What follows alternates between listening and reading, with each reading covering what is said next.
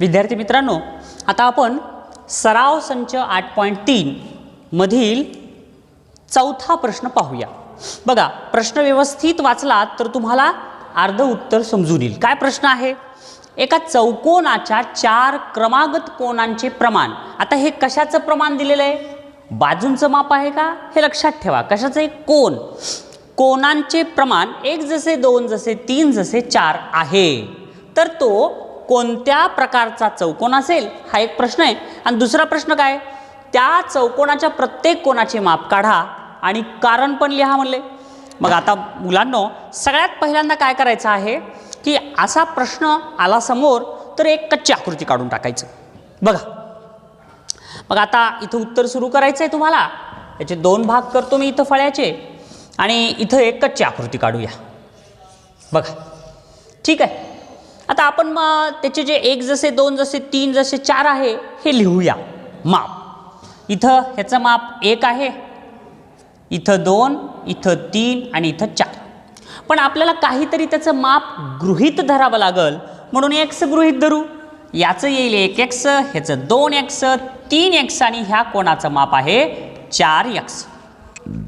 Okay, तर मग आता इतकं जर केला तर आपल्याला काय करता येईल की चौकोनाच्या 4 कोनांच्या मापांची बेरीज किती असते? एकदम बरोबर आहे, 360 अंश। तर मग आपल्याला x ची किंमत काढता येईल। चला तर मग काढूया आपण। बघा कसं करायचं। दिलेली माहिती सुरुवात लिहायचं।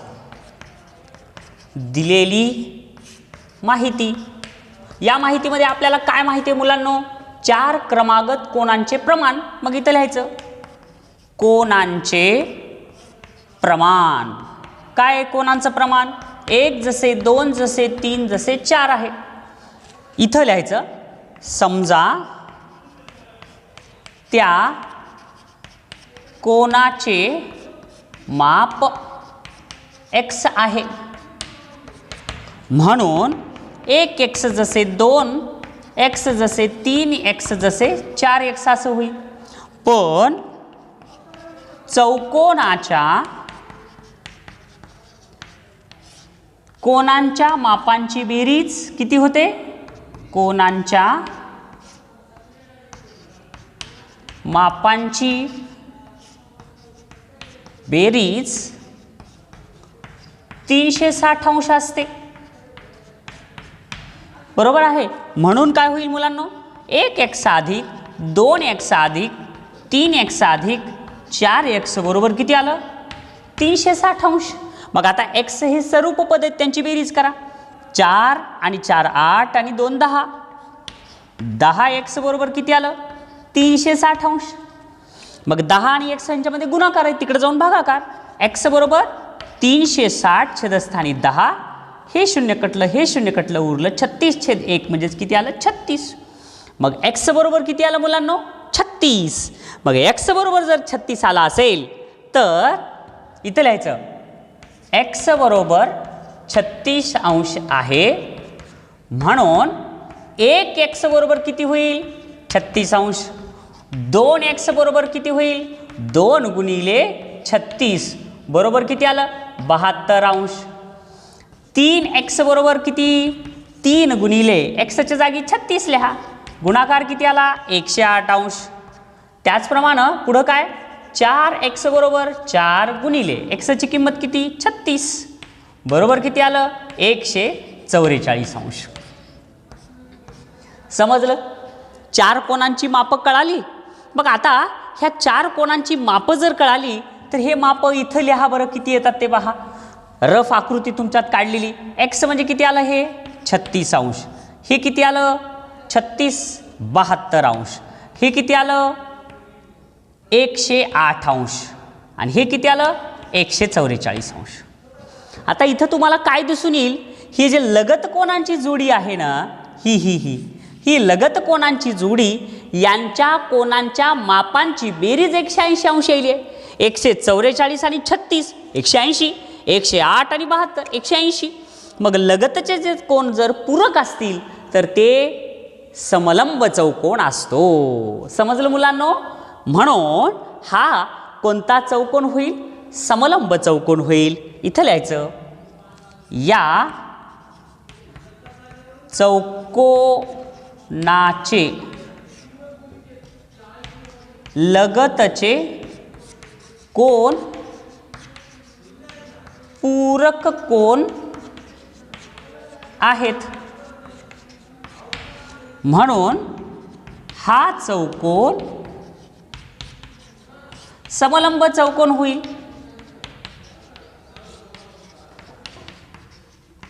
समलंब चौकोन होईल. लक्षात आलं मुलांनो? समजला चौथा प्रश्न? मग जर चौथा प्रश्न कळाला असेल तर लक्षात घ्या, शाब्दिक गणित थोडंसं तुम्हाला कन्फ्यूज करणारं असते, पण तुम्ही जर व्यवस्थित उत्तर काढण्याचा प्रयत्न केलात, समजून घेऊन सगळे गुणधर्म लक्षात ठेवून त्याच्या साह्यानं उत्तर काढलात तर येतं. कळालं तुम्हाला? तर मग हेच गणित 5 वेळेस पूर्ण करा. चला मुलांनो, मला सांगा आता, त्रिकोण काढणे म्हणजे त्रिकोण रचना करणे असं म्हणलं तर चौकोन काढणे याला काय म्हणलं जाईल? एकदम बरोबर आहे, चौकोन रचना म्हणलं जाईल. तर आज आपण चौकोन रचना व चौकोनाचे प्रकार या प्रकरणातला सराव संच 8.3 मधला 5वा प्रश्न पाहूया. एकदम सोपा प्रश्न आहे, पण हा सोपा कुणाला जाणार आहे माहिती आहे तुम्हाला? हा प्रश्न सोपा 8.1 ज्यांनी केले, 8.2 ज्यांनी केलेला आहे त्यांनाच सोपा जाईल.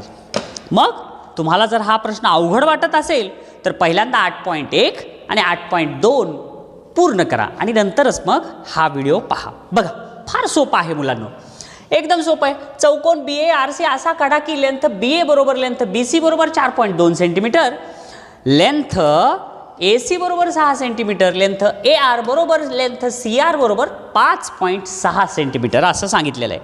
बघा, पहिल्यांदा काय काढायचं? कच्ची आकृती काढायची. समजा हे तुमचं वहीचं पान आहे, असं असं असं.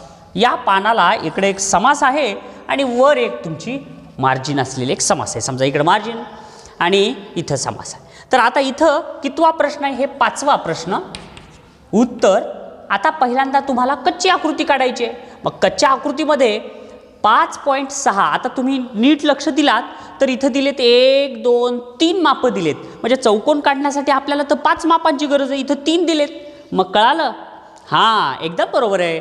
तर BAचं सुद्धा माप BC एवढंच आहे. म्हणजे हे 2 संगत घटक, हे 2 संगत घटक, 2 आणि 2 4 आणि हे 5 संगत घटकांची माहिती दिलेली आहे. मग लगेच मोठं कोणती बाजू आहे? 5.6. मग खाली 5.6 काढून घ्या, त्याला नाव द्या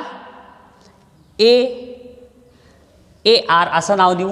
AR असा जर चौकोन काढला तर काय होईल? BARC. हे 5.6 आहे. मग इथं पण 5.6. AR आणि BC कशा कशाचे माप दिलेले आहेत सारखे बघा.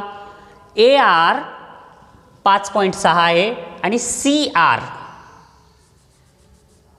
AR आणि CR त्याप्रमाणे BA 4.2 आणि BC 4.2 आणि AC कर्ण 6 सेंटीमीटर.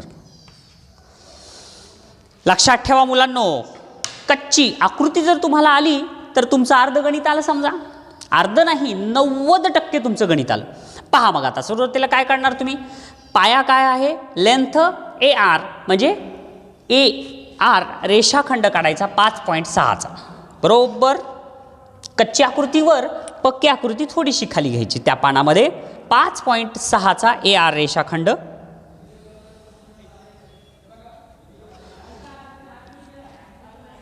इकडं A बिंदू, इकडं R बिंदू, इथं माप लिहून टाका 5.6 सेमी. इथपर्यंत कळालं? त्याच्यानंतर तुम्हाला काय करायचं आता तुम्हाला काय करावं लागेल? A पासून Cचं अंतर 6 सेंटीमीटर. लगेच घ्या कंपासमध्ये 6 सेंटीमीटरचं अंतर घ्या.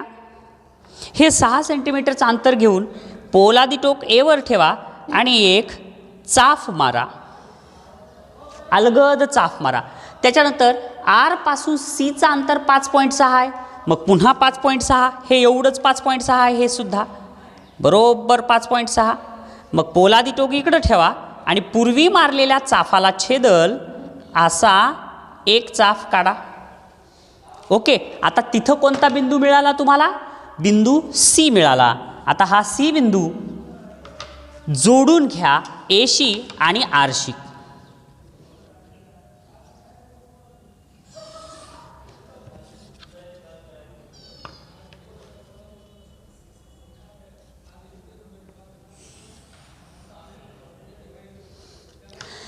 जोडून घेतल्यानंतर तुम्ही तर म्हणताल सर आपल्याला काढायचा होता चौकोन, पण तुम्ही तर पहिल्यांदा त्रिकोणच काढलाय, हे कसं काय आलं असं? तर कारण आपण चौकोन काढणे म्हणजेच दोन त्रिकोण एकत्र करून चौकोन काढायलो. बघा आहे का नाही, पहिल्यांदा आपण कच्च्या आकृतीत पहा तुम्ही, हा त्रिकोण आला, आता हा त्रिकोण काढायचा आहे. आता ए पासून बीचं अंतर 4.5, हे 4.2 सेंटीमीटर. मग लगेच कंपास घ्या आणि कंपासमध्ये 4.2 अंतर बरोबर तंतोतंत घ्यायचं. पोलादी टोक ए वरती ठेवा आणि इकडल्या दिशेला एक चाफ मारा. मारला. आता तेच अंतर कायम ठेवावं लागेल तुम्हाला, कारण सी पासून बीचं अंतर तेच आहे. मग पोलादी टोक सी वर ठेवा आणि पूर्वी असलेल्या चाफाला छेदल असा एक अलगद चाफ मारा. तिथं जो बिंदू येईल त्या बिंदूला बी नाव द्या आणि बी आणि ए जोडून घ्या तंतोतंत.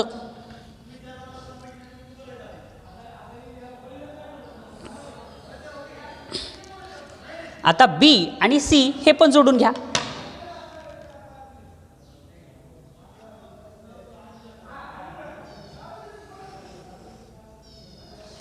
आता अशा प्रकारे जोडल्यावर तुम्हाला काय दिसून येईल? ह्याचं माप आहे 4.2 सेंटीमीटर आणि इकडं सुद्धा माप किती आलं? 4.2 सेंटीमीटर. आणि अशा प्रकारे तुम्हाला जे प्रश्नामध्ये सांगितलं होता की चौकोन तयार करा, हे आपण चौकोन दिलेल्या मापाचा काढलेला आहे. या चौकोनामध्ये हे जे चाफ आहेत हे चाफ दिसणं महत्त्वाचं आहे.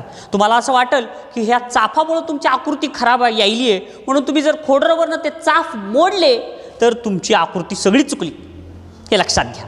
चाफ हे फार महत्त्वाचे आहे, ते सुद्धा दिसू द्या, पण फिक्क्या शाईमध्ये. ओके, आकृती पहा, समजून घ्या आणि 5 वेळेस काढा.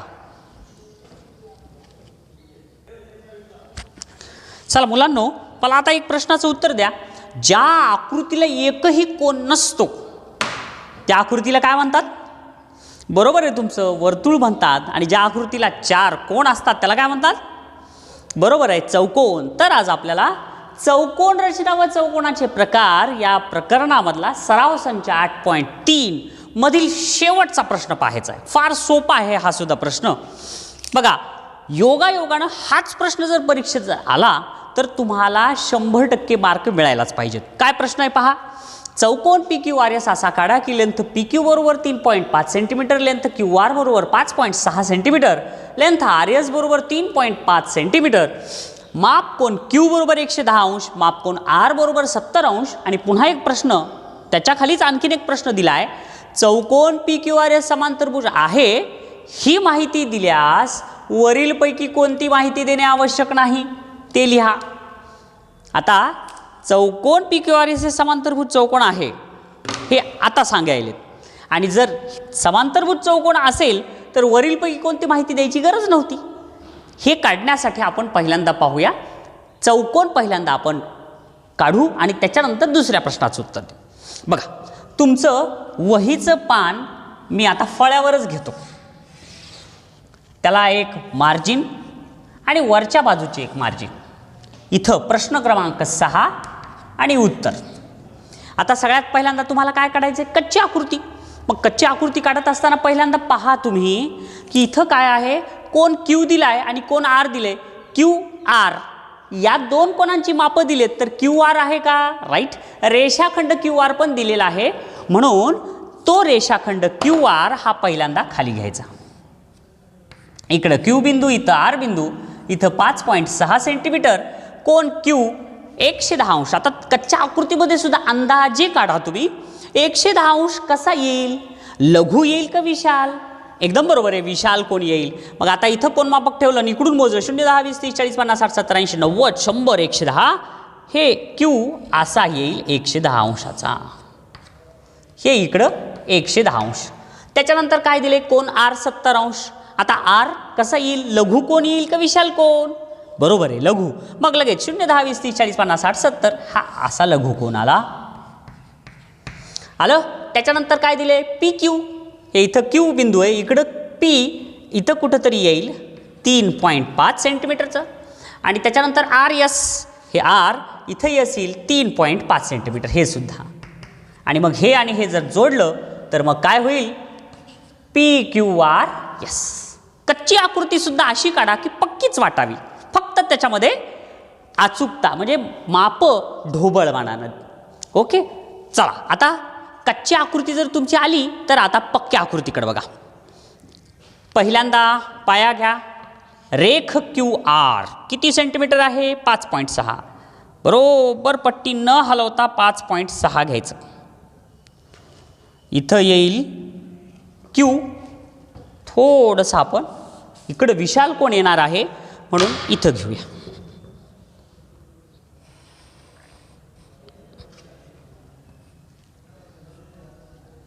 इथं क्यू आणि इथं आर, 5.6 सेंटीमीटर. आता काय करावं लागेल, माप कोण क्यू वर 100 दिसायले का तुम्हाला, हा व्हेरी गुड. बरोबर माप कोण क्यू वर 110 अंशाचा विशाल कोण काढा. इकडून मोजायचं 0 10 20 30 40 50 60 70 80 90 100 आणि 110 इथं आलं. इथं टिंब द्या आणि टिंब दिल्यानंतर त्या बिंदूतून जाणारा एक किरण आपल्याला काढायचा. क्यू बिंदूतून त्या बिंदूतून जाणारा एक किरण काढा आपल्याला.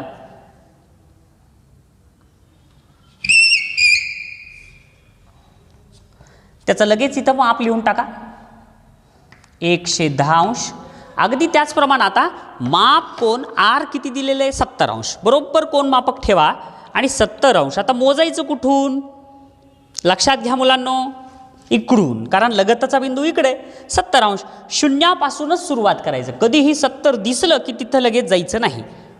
0 10 20 30 40 50 60 70 जिथं 70 येईल तिथं एक टिंब द्या आणि मग पट्टीच्या साह्यानं तो बिंदू आर बिंदूतून जाणारा एक, त्या बिंदूतून जाणारा एक किरण काढा आर बिंदूपासून.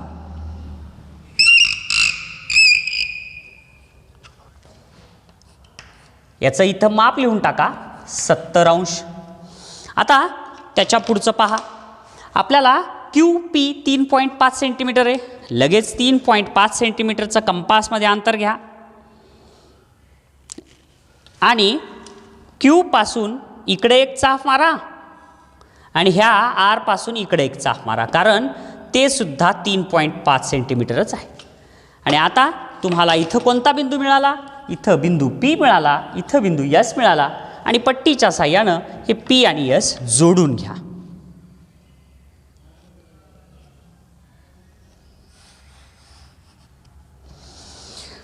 माप लगेच लिहून टाका 3.5 सेंटीमीटर, इकडं पण 3.5 सेंटीमीटर.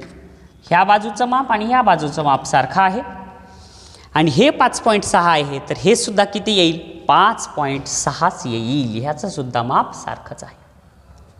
तर आता बघा, तुम्हाला यामध्ये काय, तुम्हाला प्रश्न विचारला होता पी क्यू आर एस समांतरभुज चौकोन आहे ही माहिती दिल्यास वरीलपैकी कोणती माहिती देणे आवश्यक नाही. वरची कोणती माहिती द्यायची आवश्यकता नव्हती. हा समांतरभुज चौकोन आहे कळाल्यानंतर. तर समांतरभुज चौकोनामध्ये काय असतात, समोरासमोरील बाजूंचे माप सारखे असतात. मग समांतरभुज चौकोन आहे असं म्हटल्यानंतर हे जे आर एस या बाजूचं माप आहे त्या बाजूचं माप दिलं नसतं तरीही आपल्याला समांतरभुज चौकोन काढता आला असता.